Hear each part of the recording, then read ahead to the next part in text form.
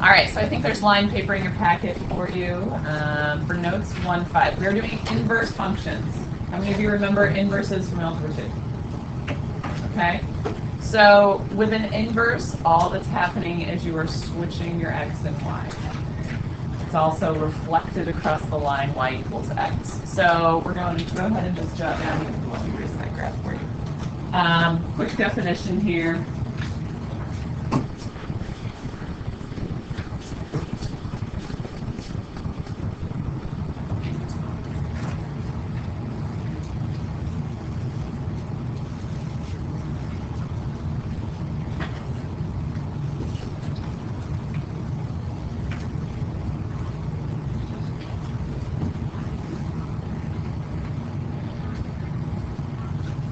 Guys, you don't have to write down determine the inverse of. We'll just talk about that. I think you guys can do that pretty easily.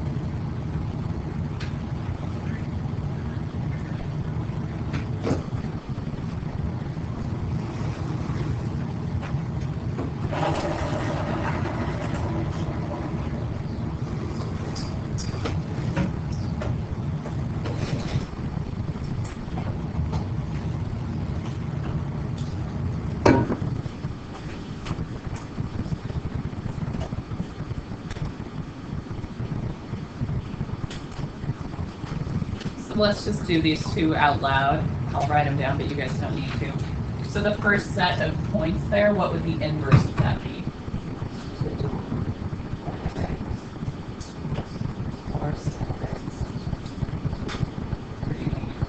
Okay. All right, we're going to need to do the second one. Switch an x and a y, guys, right? Okay. So if you just have points in your set, all you do is switch the x and y. I don't want you to jot this down, but what happens graphically, you guys see this line y equals x right here? If two functions are inverses of each other, they'll be reflected across that line. You maybe remember from Algebra 2 exponentials and logs, that those were inverses of each other, okay? That's what's going to happen. And it doesn't have to all of the graph be on one side of our green line here and all on the other. It just means whatever your graph is, it will be reflected across that line. Okay. Do you think the inverse is always a function? No. Like, think about a parabola. Maybe you don't have to write this. Is the inverse of that going to be a function? No, it is not, because your inverse would look something that's really bad, but you get the idea. Be generally like that. So we always had the vertical line to determine if an equation or a graph was a function. Do you know what it's called to determine if the inverse is a function? The horizontal line test. So if I draw a horizontal line through it and it touches it more than once, you know the inverse won't be a function. Okay? Do more. Do not need that. Sorry, guys. Okay. Alright. This you definitely need. So our two functions are inverses if when we do the composition of the functions, they both simplify to x. So this is how you prove that two functions are inverses. So jot this down and then we'll go through it together.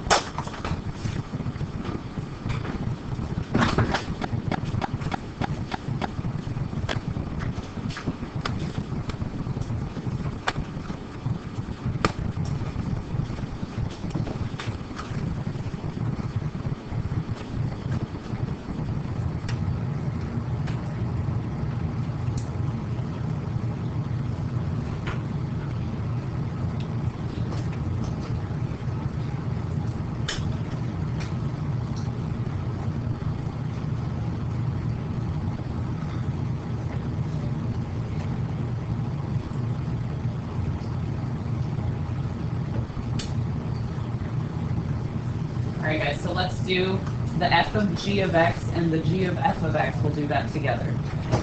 So if I ask you on a test to determine or prove if two functions are inverses, the notation has to be correct, okay? I'll be picky about that. So you have to start by saying f of g of x equals, and then show me the work for that. So you guys know what composition is here? Okay, so I'm plugging that g of x function into the f of x function. So you have to show the 2 times 1/2 x plus 3 minus 6. Okay, then we distribute our 2, and I would get x plus 6 minus 6. What does that equal? X, yeah. Okay. So yes, f of g of x simplified to x. What else do you think I need to do now? I need to do g of f of x. Now, if the first one doesn't simplify to x, you can just say, no, they're not inverses, and you don't have to go on to the second one. If the first one works, though, you have to show that the second one also works.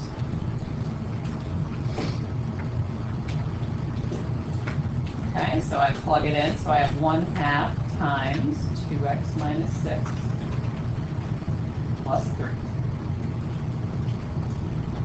X minus 3 plus 3.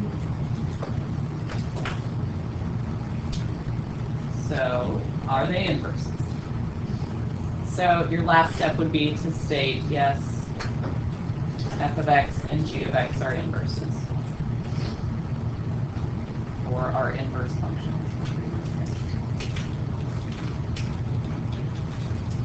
Okay. Does that make sense what that question is asking now? Every year I have someone who just finds the inverse of f of x and says, yeah, that's g of x. Okay, that's not what this question is asking you. It's asking you to prove it with composition. Okay.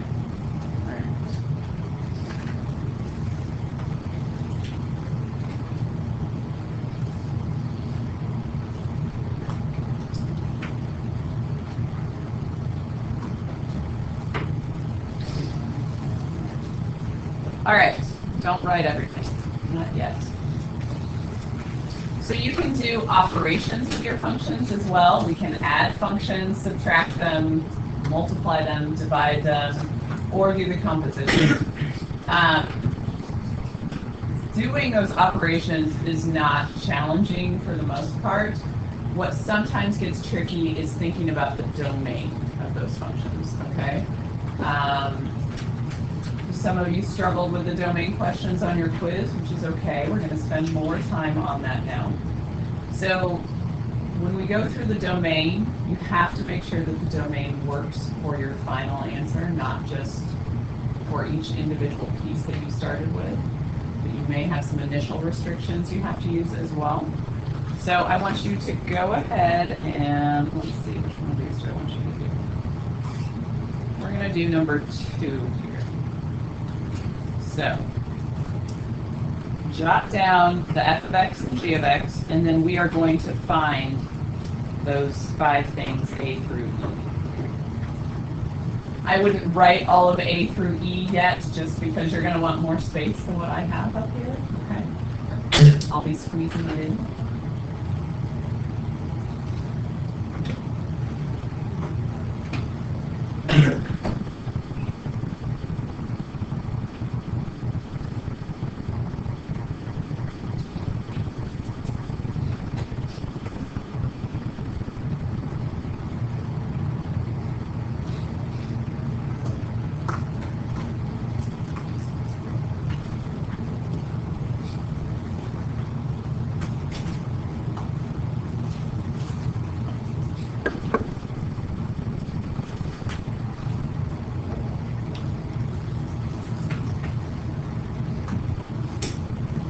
So let's start with letter A. Find f times g. I'm going to go over here to do multiplying.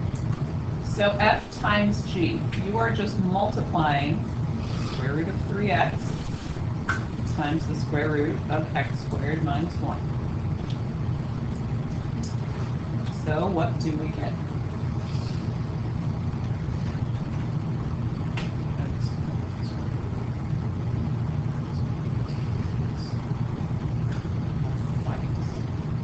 everything is actually still going to be under the square root.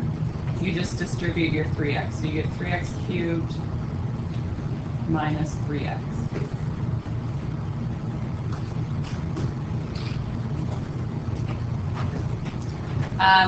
Quick side note with square roots. If I have the square root of something like x squared plus 9, does that equal x plus 3? Okay, just making sure. We know we cannot take square roots of pieces. All right, back to this. So as nice as it would have been to take the square root here, you can't. And you don't have a perfect square to factor out of this. So that's your answer for part A, and you're done. What do you want to take out, Dave? Couldn't you read it like x plus 1 times x minus 1? You could. And so then you have the square root of 3x times x plus 1. Like, still nothing actually comes out. Does that make sense? Okay. All right, so that's A. B, we're going to do f over g.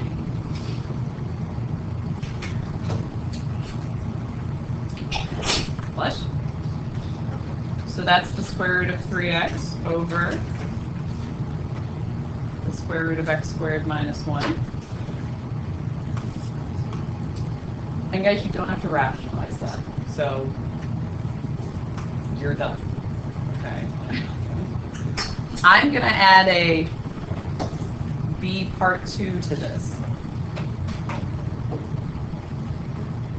Well, actually, we'll do it in the end after we do D, but we're going to come back to that and think about the domain. Because that's the type of domain questions that I think are tricky for you guys when it's fractions and radicals combined, okay? So B, that's it. There's no work to do. Nothing reduces. You're just done. Now C, do you even know what C is asking you?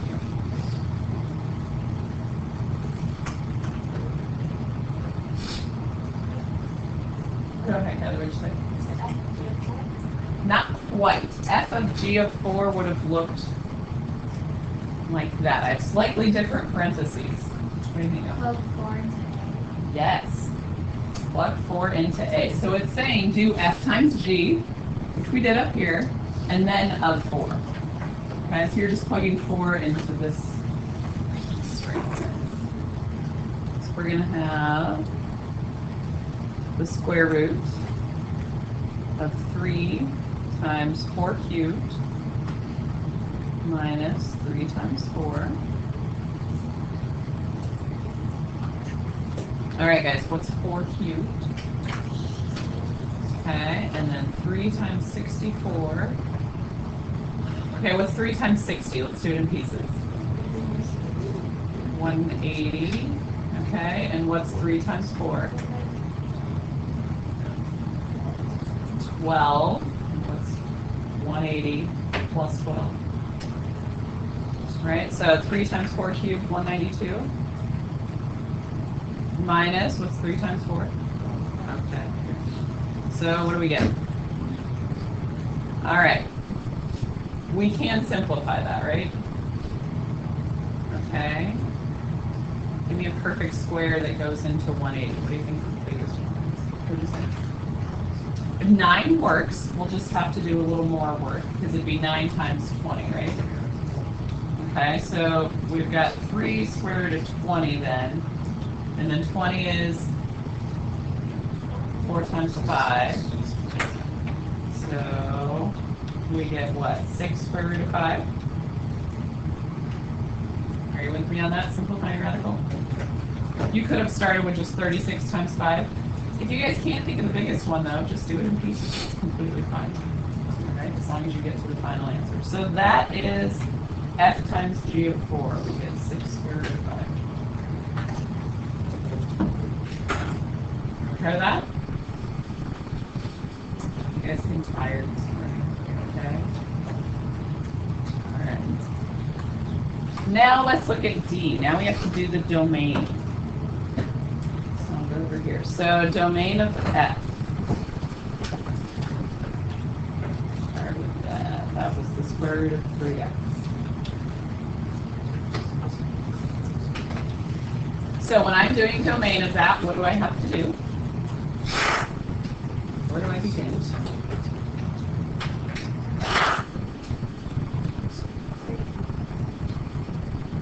So 3x has to be what?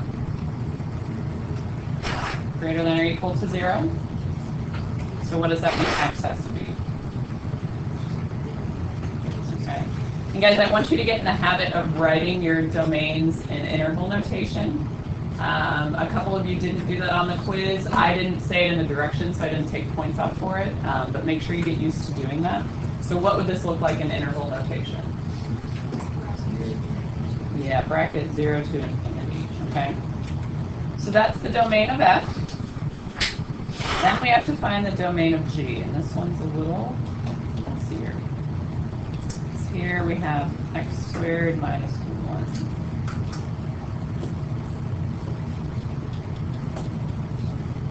So you start the same way. X squared minus 1 has to be greater than or equal to 0. But what's different about this one?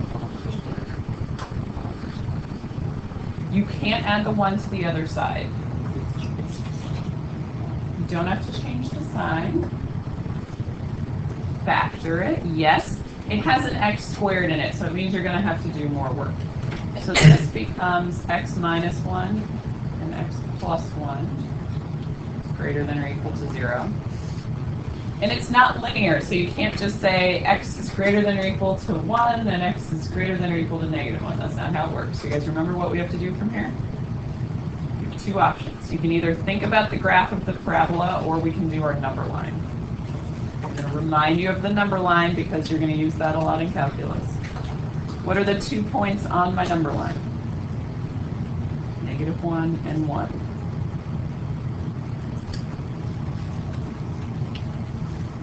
What do you think the easiest number to plug in anywhere on this number line is going to be? 0. And 0 is in between here, right? Okay. 0 into this parenthesis would give me what? A negative value, right? And 0 into this parenthesis would give me a positive value. So I have a negative times a positive. Overall, what is that? Negative. Okay. This is just a nice little parabola. There's nothing weird going on at our zeros. There's no multiplicity of our zeros. It's just going to cross the x-axis and cross the x-axis again. So if this is negative, meaning it's below the x-axis, what are both of these going to be? Positive, okay, above the x-axis, yeah.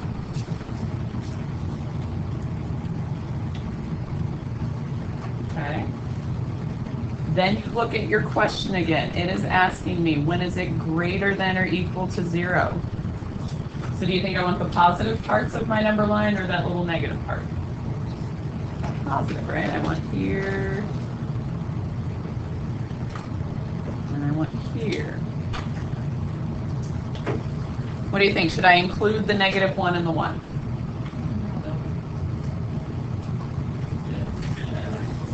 Greater than or equal to 0. Doesn't it equal 0 at both of those places? Yes. Okay, so we want to include the negative 1 and 1. Close dots on both of those. So that means the domain of this is negative infinity to negative 1 included, and then 1 to infinity.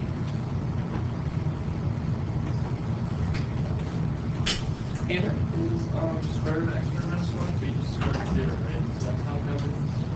No, I didn't do anything to it. I just know when I'm looking at domain, whatever's under the radical has to be greater than or equal to 0.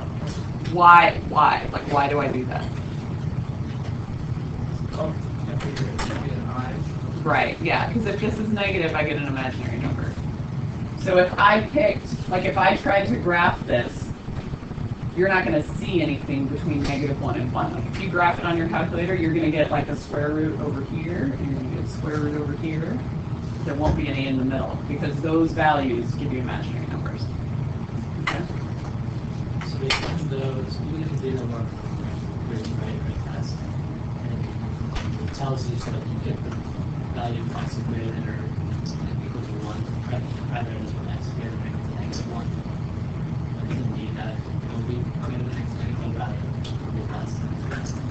So that's why what I'm saying from the beginning here, it's the product of these two that is greater than or equal to 0. So it's either both of these are negative or both of them are positive. So that's why you can't just say this piece is greater than or equal to 0 and this piece is greater than or equal to 0, because that doesn't give you what you need, because it's the product that has to work. Okay? That's why those are trickier. Anytime you have a degree of 2 or higher under a radical, you just have a lot more to think about. Okay? All right, so all of that was part D, right? So now let's look at E, which said to find the domain for F over G and F times G. So let's look at the first one there. If we do F times G, so we had square root of 3x cubed minus 3x.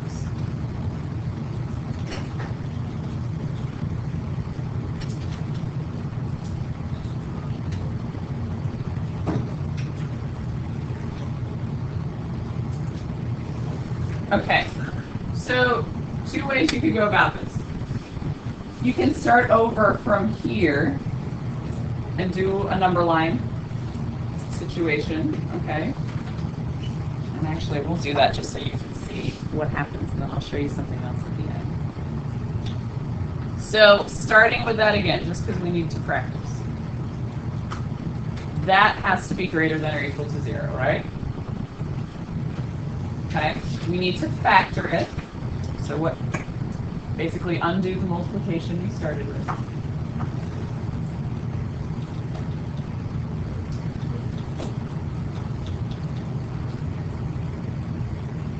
Are you guys okay with getting 3 factors out of that? Okay. So how many numbers am I going to have on my number line? 3. All right. What are they going to be?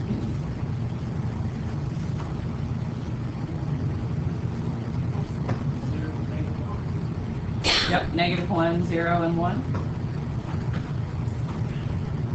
Okay, you with me so far? All right, what part of the number line do you want to start testing? Like what looks easy? We can't put a 0 in this time because that's one of the numbers on our number line. Yeah, like -2 or +2, either one of those would be pretty easy. In here, you're looking at a fraction to plug in. It's not the end of the world, but I'm going to plug in 2 because that seems simple. So 3 times 2, okay, positive, right? 2 minus 1, positive. 2 plus 1, positive. So this section has a positive times a positive times a positive. So what is that? Positive. Okay, do I have multiplicity on any of my factors? And do you know what I'm saying multiplicity, but do you guys know what I mean? I'm talking, is there an exponent out here? Like, is it x minus 1 quantity squared or cubed or anything like that? I don't have that, right? These are all linear factors. If that's the case, your number line will alternate. So this section's positive. What will this be? Negative. This section? Negative. Okay.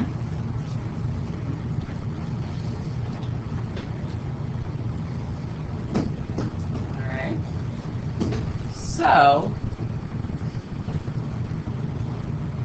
greater than or equal to 0, my positive parts, right? Here.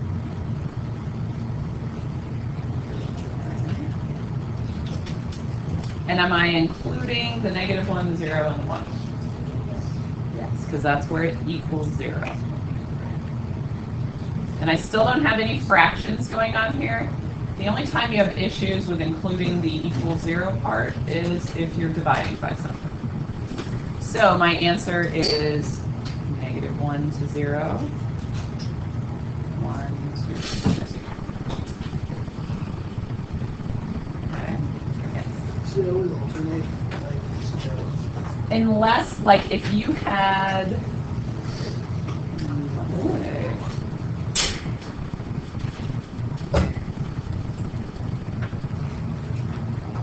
That's not going to because of that exponent. Okay? There's no exponents like that? Yes. Yep.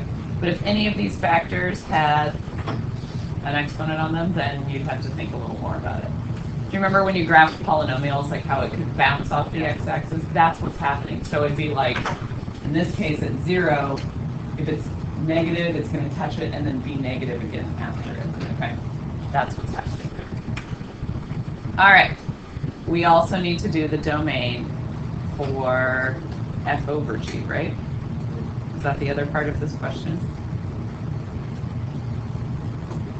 So for that one, we just had square root of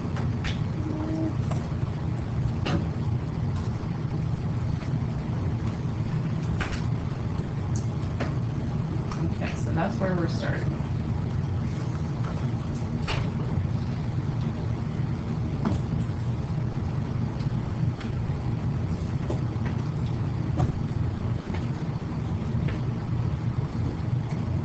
These are the hardest type of problems to find the domain for because you have a fraction, you have a square root in the denominator, and you have a square root in the numerator. So you have to find values that are going to work for the entire fraction, okay? We've already done the domain for each piece. We know the domain of our numerator, and we know the domain of the piece that's in the denominator, right? Okay, so we need to just combine those. So the domain for that was 0 to infinity, right? Okay. And then the domain for square root of x squared minus 1, that was what, negative infinity to negative 1, 1 to infinity?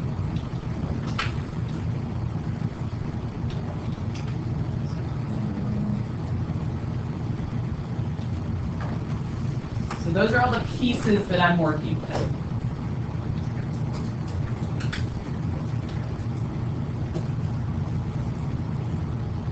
So now I'm going to put all of that on the number line together.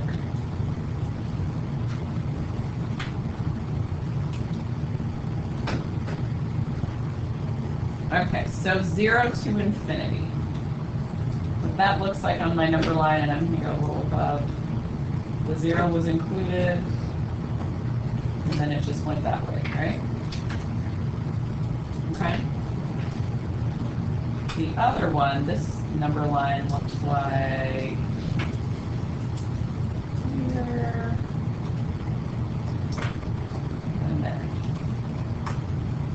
Correct? Okay.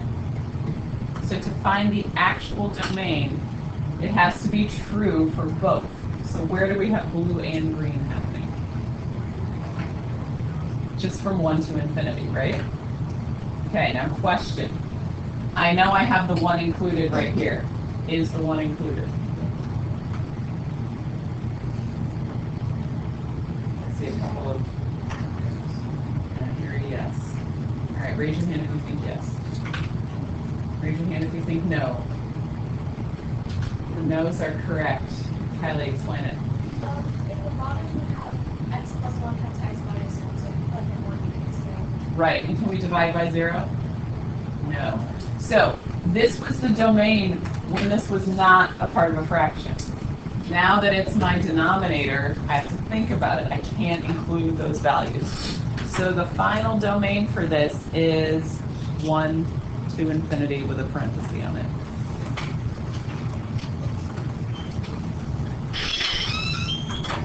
Okay? Does that make sense to you guys, why I can't use these values? And why I can't use stuff right in here?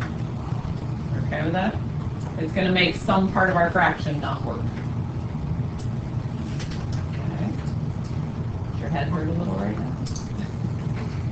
Any questions before we move on to another one?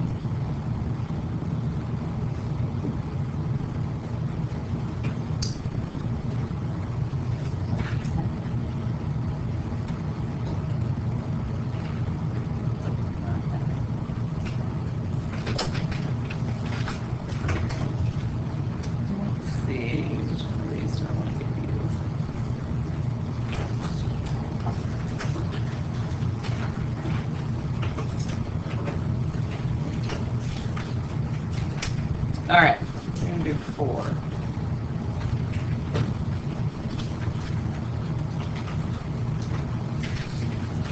So this time you have f of x equals square root of x, and g of x equals x squared minus 5.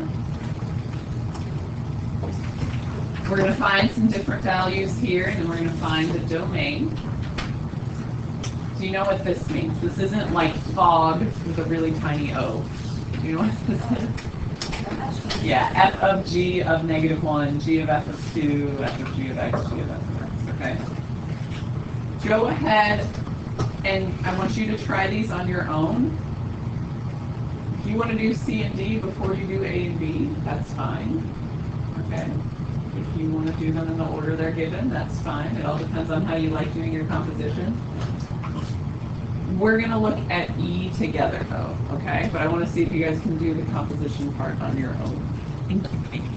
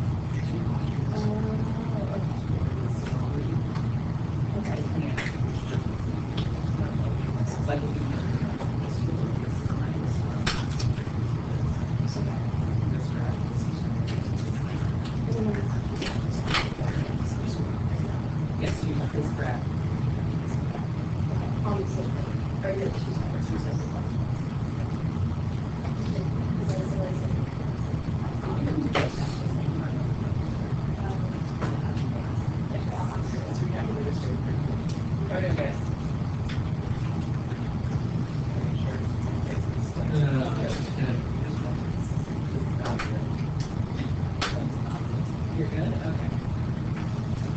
I know what your name's like. I think your class will be your best time.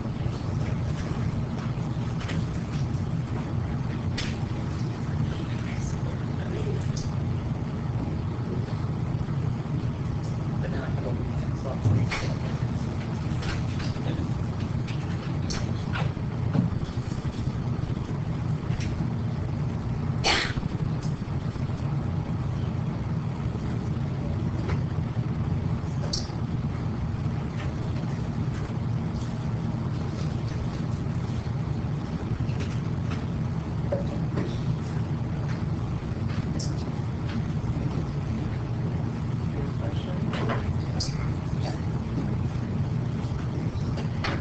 yeah, we're going to do E together because it's a little different way to do composition.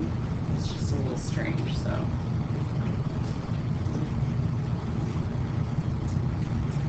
One more minute here, guys.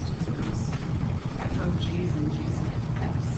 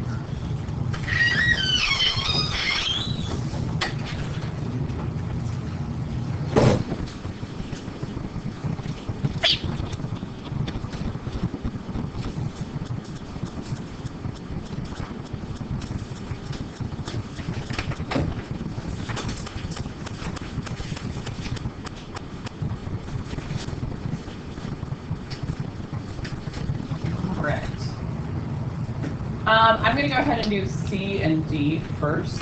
So if I do f of g of x, that means I've got the square root of x squared minus 5. Is there anything else I need to do to that? No. Okay.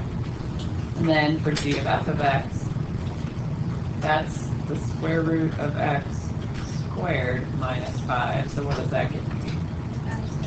Just x minus 5. Okay. So if I go to do A now, f of g of negative 1, I can just plug negative 1 into my f of g of x if you would like. So this is going to be the square root of negative 1 squared minus 5. So what do I get? Square root of what? Negative 4, so what's my answer? 2, accurate.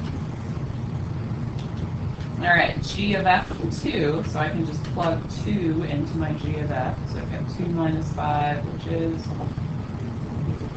-3. Okay, so A through D, not bad? Okay, now domains. This is where it gets interesting with composition. So, domain for f of g. That one first. Whichever function you is like on the inside here, the one you have to plug into the other one. You have to look at that original function. So if I look at g of x, are there any domain restrictions?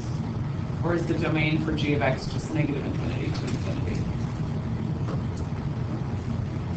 Negative infinity to infinity, right? There's no square roots, there's no fractions, it's just a parabola. Okay, so that means I get to start with negative infinity to infinity, and then I look at this and have to deal with that, which is fun.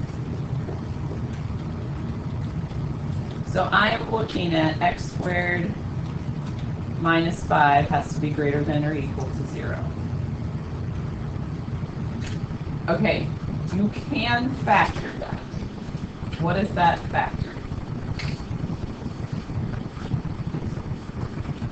X minus square root of 5 and x plus square root of 5. So what goes on my number line?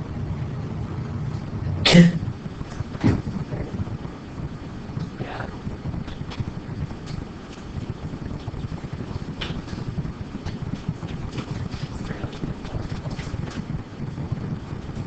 All right.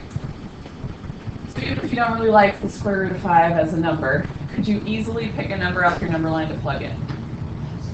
Yeah, can you plug in 0? We know 0 is in between those two, right? So 0 in the first parenthesis is going to give me a negative. 0 in the second parenthesis would be positive. So I know that section's negative. What does that mean is happening in the others? Positive. Okay. I want where it's greater than or equal to 0. So I know I want over here. And over here. And what do you think? Do I include the negative root 5 and the positive root 5? Yes. No fraction in this one. Nothing sneaky. So your domain for f of g is negative infinity to negative root 5. Oops, included, sorry.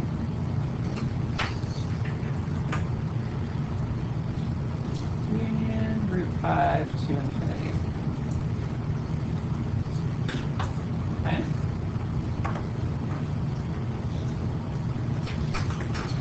All right, g of f is actually a little more interesting, even though it doesn't look like it should.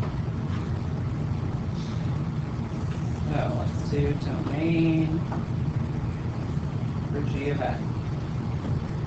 And g of f just ended up equaling x minus 5, right? Okay, the domain for g of f is not all real numbers. What we have to do is look at the original domain that we're plugging in. So what is the original domain of f of x? 0 to infinity. You have to start with that restriction. So we're only beginning with the value 0 to infinity.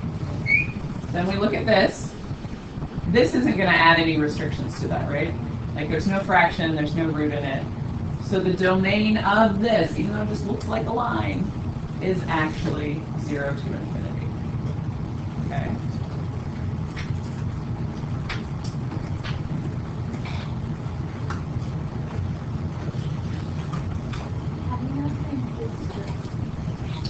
So we would have included it here, right? The domain of that would have been 0 to infinity. Okay? And then you look at this right here and go, okay, 0 is still fine there, like I don't need to change that like base domain at all. Okay? Questions on that one? So always start, if you're doing composition, always start with the inside domain. That's the one you have to begin with. Okay?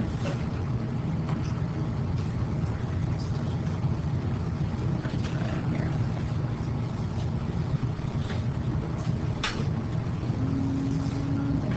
That's the one I'm going to do.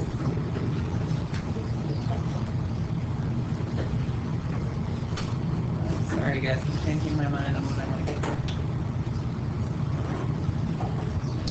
All right, so directions here. It says use composition to determine if f of x and g of x are inverse functions. So we did one of these already, right? We're going to do f of g of x, g of f of x. Okay, because there's something else I want to get to, so we're going to skip that one for now. Let's actually find our inverses here.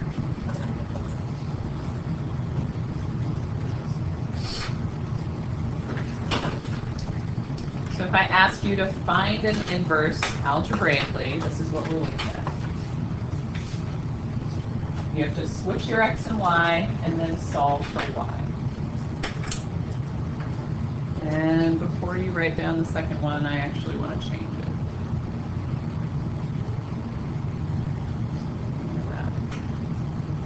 Make this one x plus 2 over x minus 3. Okay.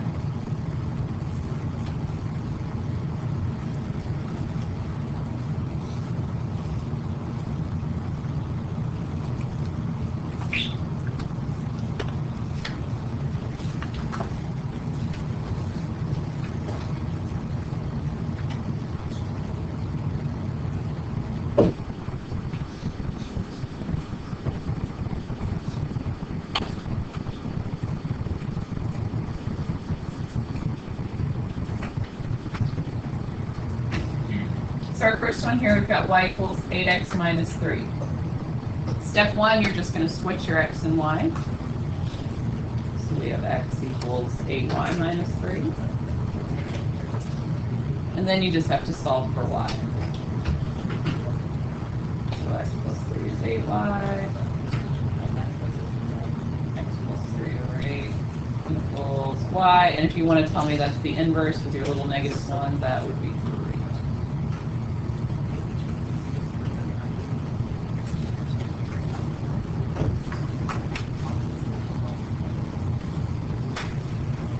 Pretty easy on that one? Yes. Okay. The second one.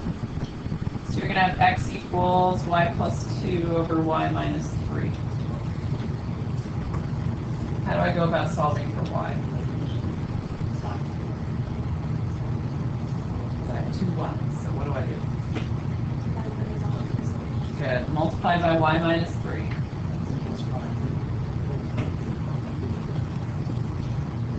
So I'm going to get xy minus 3x equals y plus 2.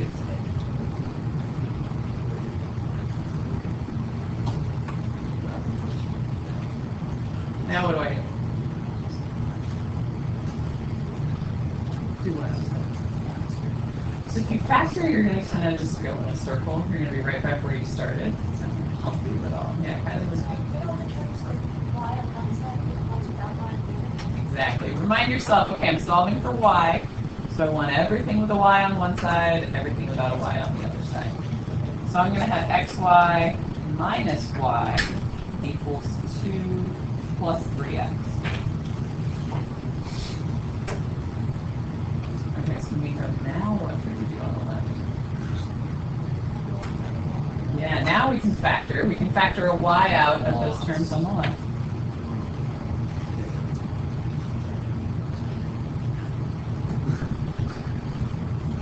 You got a little sidetracked back there, didn't you?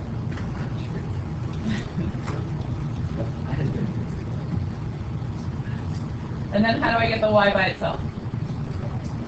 Yeah, just divide. So your inverse, and you can say this if you wanted to. 2 plus 3x over x minus 1. And depending on which side of your equation you move your terms to, you might have the exact opposite of that, like every sign change. That's fine. It's still the same answer. Okay. Questions? Can we get tossed in there? Yeah, you're good. Okay. Alright. What we're gonna do next, go ahead and reach in your desk. There should be a whiteboard in there. And you should have a marker in there. If you don't, no.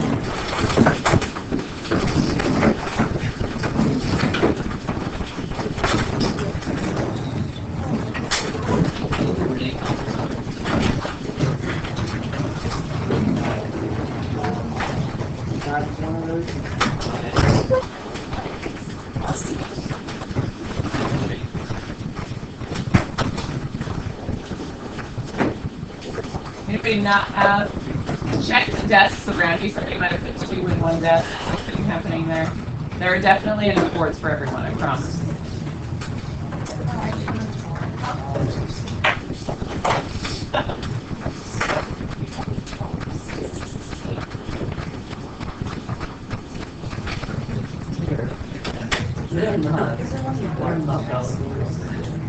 Everybody else have one? You got a marker? Extra marker? Okay.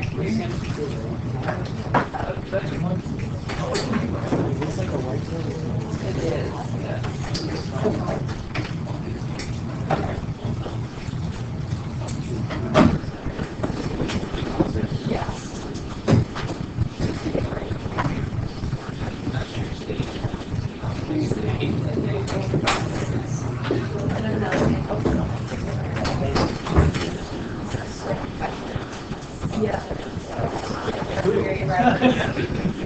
That's my call.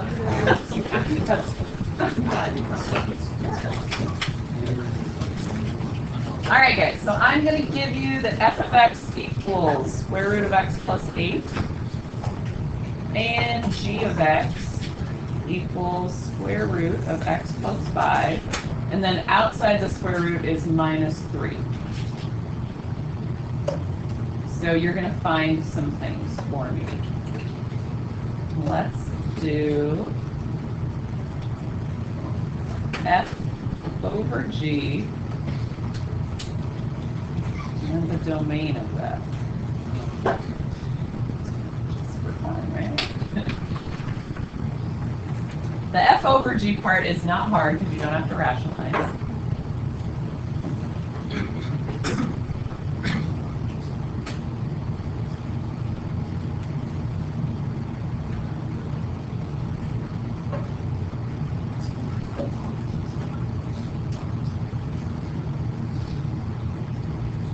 We're starting off with not a crazy simple one, okay?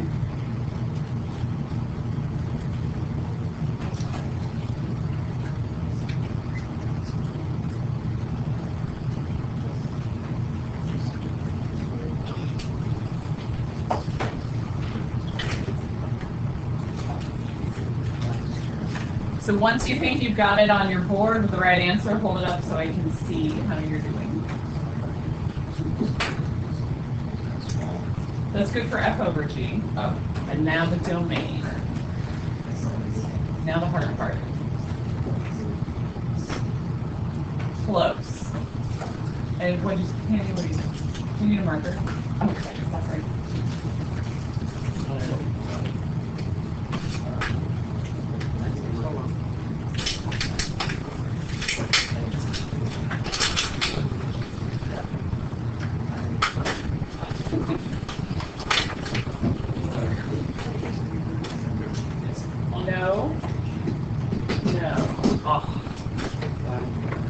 You guys are on the right track. Like you have pieces. This domain is not simple. What am I doing? No. Yes. One little mistake. But I like what you have. Wow, someone has a really potent marker. I don't know which one it is. Is that one? Yes, these like weird old school expo ones are crazy. Yes, perfect. That's, yeah. Oh, goodness. The tree is pretty much. We're gonna switch your marker. I think that's really crazy. Right? Yeah. Is yours really stinky too?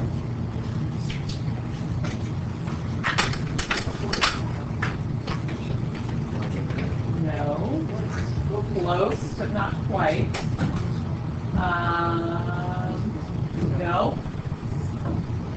You didn't take into account the square roots, but you did take into account the fractions, so that's good. There are square roots in this, yes. Yes, good. Yeah, really, guys, I'm not checking your F over G. I think you guys can all write that. I'm just checking your domain. That's the hard part. To get it ahead. Can I see? No? We're almost out of time, guys. I'll give you another minute here. Close. The -2 part is not right.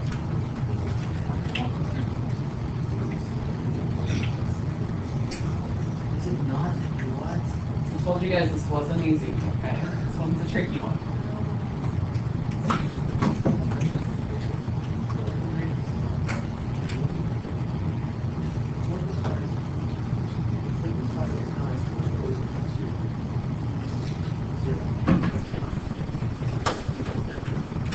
Okay, let me go through it with you.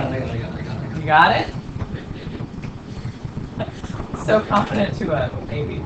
Close. One thing different than this one.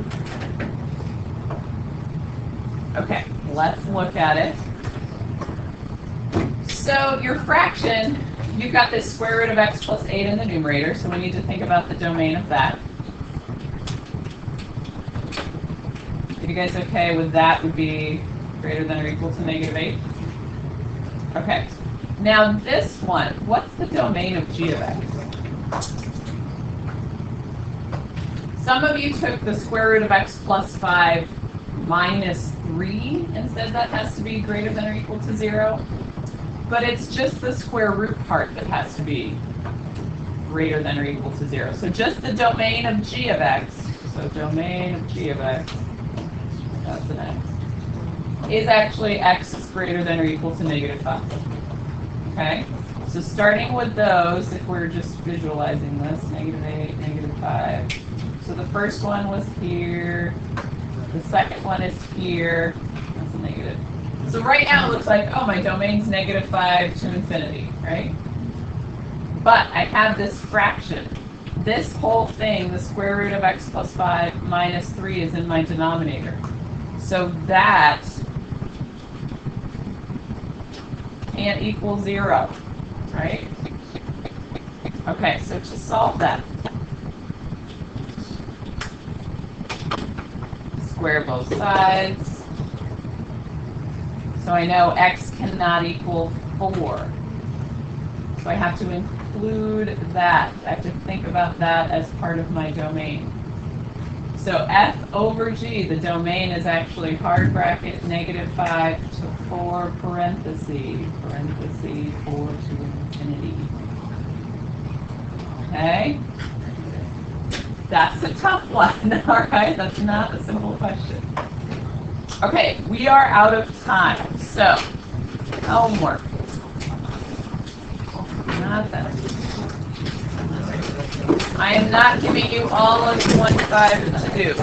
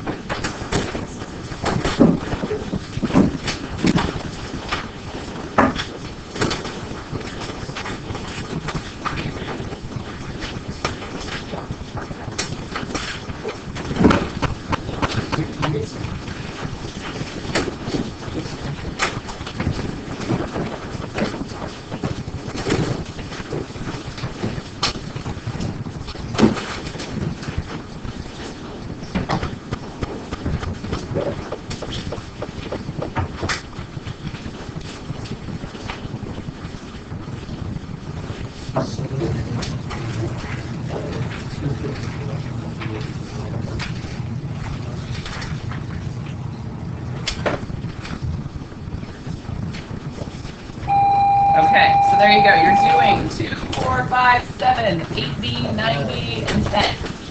Okay? Right, guys. Yeah, just sit on my desk. I Thank also you. have another question. So you know the graph you're showing me and how you like have to. Yes. So does it bounce from y-axis or do you just